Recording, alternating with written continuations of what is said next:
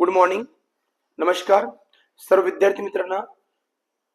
रिनीट 2026 याच्या रिलेटेड सोप्या भाषेमध्ये आपल्या मराठी भाषेमध्ये तुमच्यासाठी मी आपल्या रिनीट 2026च्या क्वेश्चन पेपर मधले क्वेश्चनचं स्पष्टीकरण घेऊन येतोय. तुम्ही इझी गोईंग मध्ये समजून घ्या. विद्यार्थ्यांना इंग्रजी येण्याची काहीच गरज नाही. हे पहिलीपासून जे इंग्लिश मीडियमला लेकर शिकतात हे अतिशय मूर्ख आहेत. कारण घोकंपट्टीकराच्या नादामध्ये याचं सगळं नुकसान होत आहे. जोपर्यंत तुम्ही कुठल्याही विषयाच्या संदर्भात त्याचं बॅकग्राऊंड समजून घेणार नाही, ती कन्सेप्ट चांगल्या पद्धतीने समजून घेणार नाही, तोपर्यंत तुम्हाला त्याचा आन्सर मिळणार नाही. एक क्वेश्चन आता बायोलॉजी संदर्भात प्रत्येक 2-2 मिनिटाची किंवा 3-3 मिनिटाची व्हिडिओ करतोय, कारण माझ्यासमोर विद्यार्थी पण आहे, त्याला पण शिकवतोय आणि तुमच्याशी पण शेअर करतोय, कारण याचा रेकॉर्ड आपल्या युट्यूब वरती नेहमीसाठी असेल. तर रीड 2026 एक क्वेश्चन नंबर 105 म्हणजे 103 चा घेतलाय, 103 चा घेतलाय, 104 चा घेतलाय, 105. Which of the following plant growth regulators is used as herbicides? Herbicides means unwanted grass in crop. जे क्रॉप मध्ये अनवॉन्टेड ग्रास येते, जे फार्मर लोक त्याला काढण्याचा प्रयत्न करतात, त्यासाठी ते पहिल्यांदा एक जुनी पद्धत वापरायची, ओके, ट्रॅडिशनल मेथड. नंतर मात्र आता फार्मर जरा मॉडर्न झाले आणि आता मॉडर्न मेथड यूज करतात, त्यासाठी पेस्टिसाइड वापरतात आणि त्याला आपण काय म्हणतो, हर्बिसाइड्स. ओके, मग परीक्षेमध्ये प्रश्न मला विचारला की which of the following plant growth regulator is use to herbicides.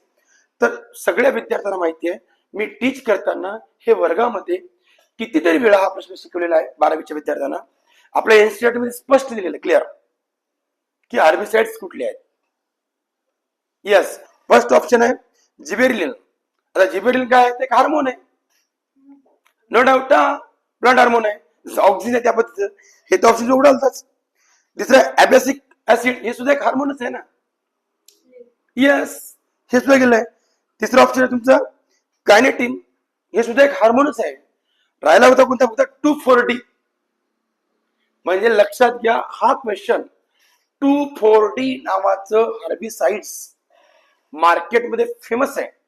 कशासाठी? अनवॉन्टेड ग्रासला, क्रॉपला नुकसान न होता, डॅमेज न होता, फार्मर लोक काय करतात, त्याची फवारणी करतात, तर ते ऑटोमॅटिक तेच अनवॉन्टेड ग्रास डिस्ट्रॉय होते, नष्ट होते.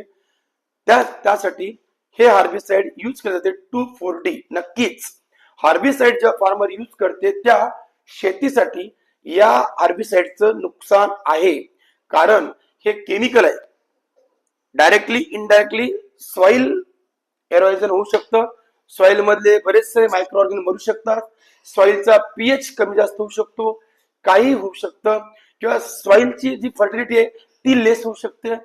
यासाठी मला वाटते एनटीए जे क्वेश्चन्स आपल्या समोर टाकत असते, याचा अभ्यास त्या विद्यार्थ्याला ती कन्सेप्ट क्लिअर असणं, त्याचे पॉझिटिव्ह निगेटिव्ह या सर्व बाबी त्या विद्यार्थ्याच्या माइंड, बॅक ऑफ माइंड मध्ये असणं गरजेचं आहे. तेव्हाच त्याचं उत्तर सॉल्व्ह करू शकते. खूप इझी क्वेश्चन. ओके, धन्यवाद.